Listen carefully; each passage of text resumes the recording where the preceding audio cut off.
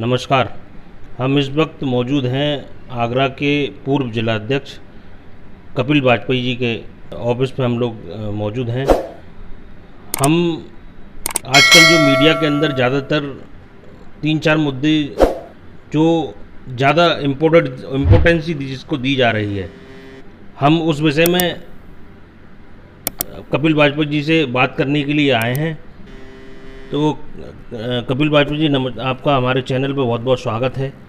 हम आपसे जानना चाहते हैं सबसे पहले जो मणिपुर का जो इस समय प्रदर्शन चल रहा है, जिस तरीके से हाहाकार मचा हुआ है दुनिया के अंदर, पूरी दुनिया के अंदर इस समय तराई तराई मची हुई है, लोग वह प्रदर्शन कर रहे हैं, फिर भी बीजेपी सरकार जो है इस पर नहीं बोल रही है। और इसी को लेकर संजय सिंह जी ने जो आवाज़ संसद में उठाई थी और उनको जो निष्कासित कर दिया गया पूरे शस्त्र से, इसके विषय में आप क्या कहेंगे? ये सरकार पहले दिन से हम लोग कहते आ रहे हैं कि ये सरकार जो है ये तानाशाह सरकार है। ये अपने मन के हिसाब से काम करना चाहते हैं, अपनी सुविधा के हिसाब से काम करना चाहते हैं। ये लड़ाई भेदभाव इस तरह की बातों को पनपा के काम करना चाहते हैं। भाई लोगों में जब नीचे के राज्यों में होते हैं तो दूसरी जाति और हिंदू मुसलमान करा देते हैं, कभी जाट और हिंदू कराने का प्रयास करते हैं, कभी किसी के ऊपर कुछ कहते हैं, कभी किसान और आम जनमानस को लड़वा देते हैं। ये हर चीज़ में लड़ाई चाहते हैं, उसके ऊपर अपनी तानाशाही, ये सामंतवादी सोच के संग में जो काम हो रहा है उसका दुष्परिणाम है।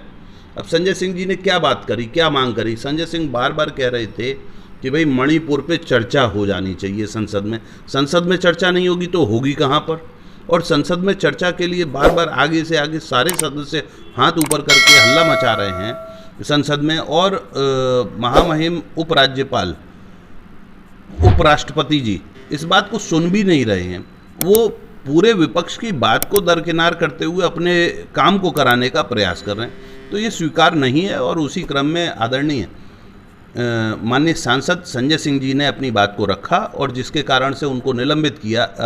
इस मानसून सत्र में आप निलंबित तो कर सकते हैं, बात को दबाने का प्रयास तो कर सकते हैं, लेकिन ख़त्म नहीं कर सकते। दूसरा, यहाँ पर भी ये दिखता है कि तानाशाही रवैया है, लोकतंत्र को ख़त्म करने की साजिश के तहत। नहीं, संजय सिंह जी की तुरंत, मतलब आप पूरे मानसून सत्र के लिए किसी को सस्पेंड कर देते हैं केवल इसलिए कि वो मणिपुर पे चर्चा चाहते थे। मणिपुर की घटना आप अगर देखते हैं, ईमानदारी से देखते हैं, अब 2 दिन से कुछ व्हाट्सएप के कूड़े कचरे में आप अगर गौर करेंगे तो कुछ एक लोग बोले ये कुकी समाज के, ये फलाने समाज के, ये फलाने समाज के, वो बंदूक लेकर जिन लड़कियों का पूरे भारत में मणिपुर के भारत के लोग माने जा रहे थे, अब वो उसमें भी समाज बांट दिए। ये हिंदू हो गए, ये ईसाई हो गए। ये एक नई लड़ाई कराने के लिए तैयारी। और मैं कह रहा हूँ किसी जाति का, किसी धर्म का, भाई भारत में सबको रहने का अधिकार है, सारी जातियों को और सारे धर्मों को। आप हर वक्त लड़वाते रहते हैं किसी न किसी चीज़ पे, और उसका दुष्परिणाम आपने इतना ज़्यादा वहाँ जहर बोहा कि 2 लड़कियों को, मतलब कहने में भी शर्म आती है कि नंगा करके उनको रोड पे घसीट रहे हैं, उसका जुलूस निकाल रहे हैं, उनके शरीर के प्राइवेट पार्ट्स में हाथ डाल रहे हैं। ये कोई तरीका है?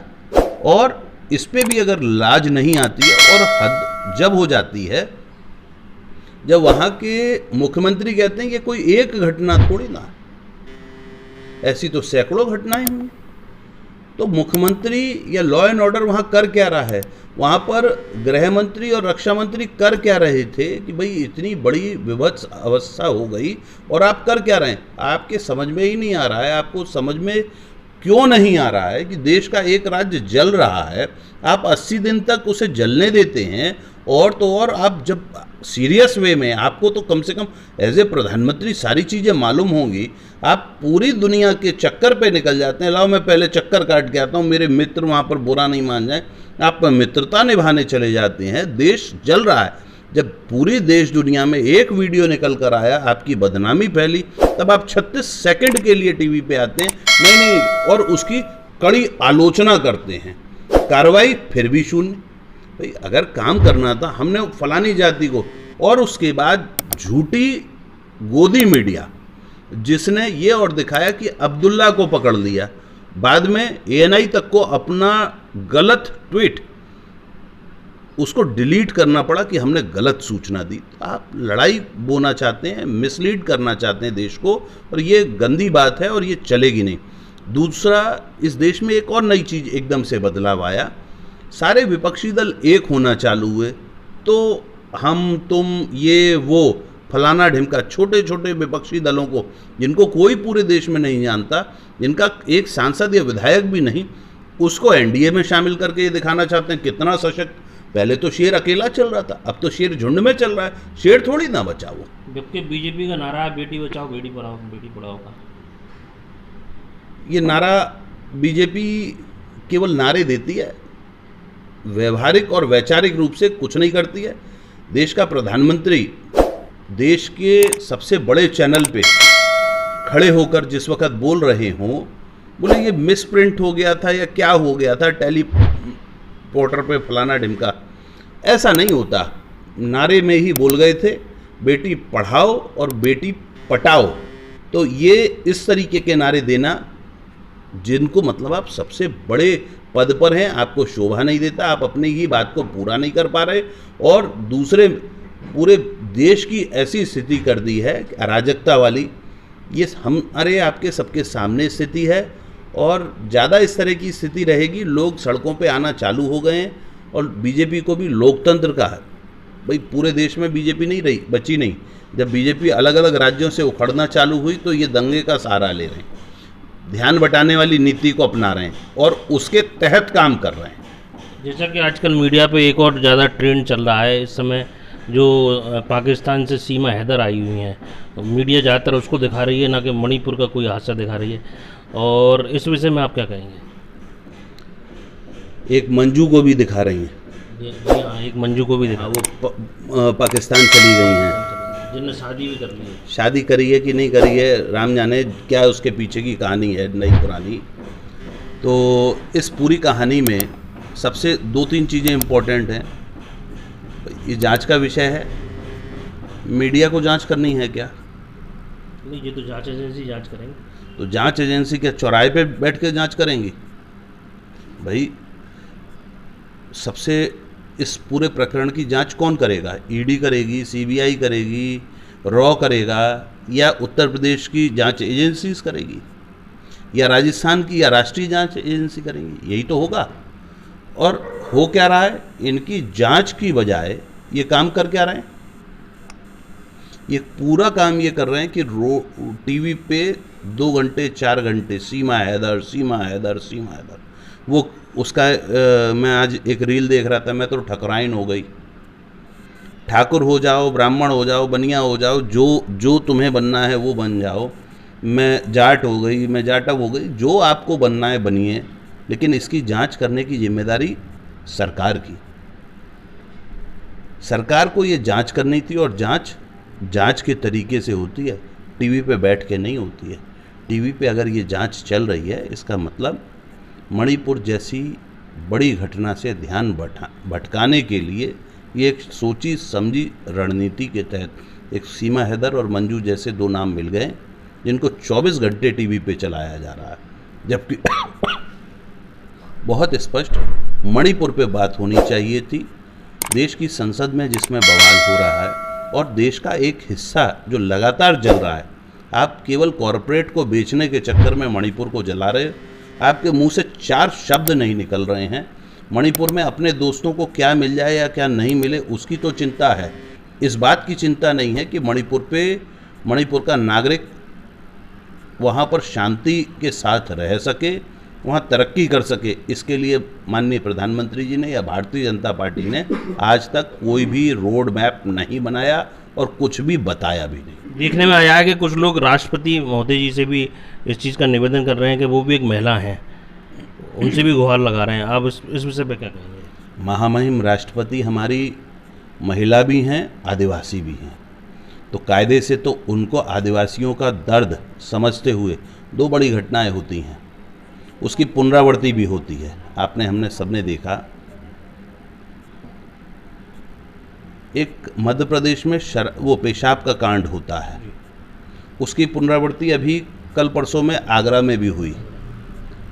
उसका एक छोटा सा रील चल रहा है, वीडियो चल रहा है। और आप कल्पना करके देखो कि माँ ने बात आवाज उठाई तो माँ को मार दिया, भाई ने विरोध किया तो भाई को मार दिया। 21 साल की लड़की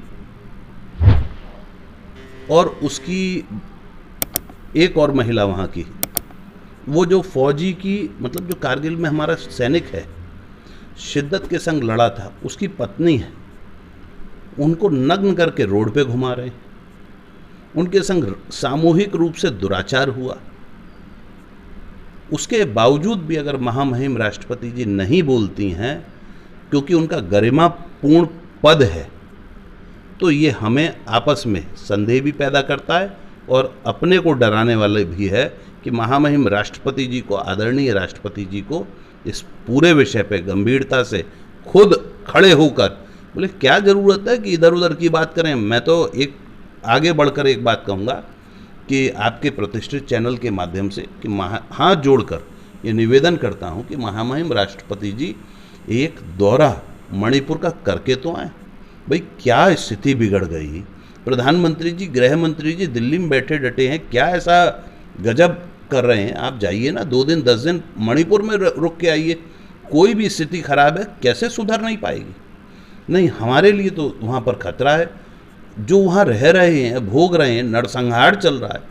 1-2 वीडियो मैंने देखे, वहाँ गली में लाशें पड़ी हुई हैं, सड़ रही।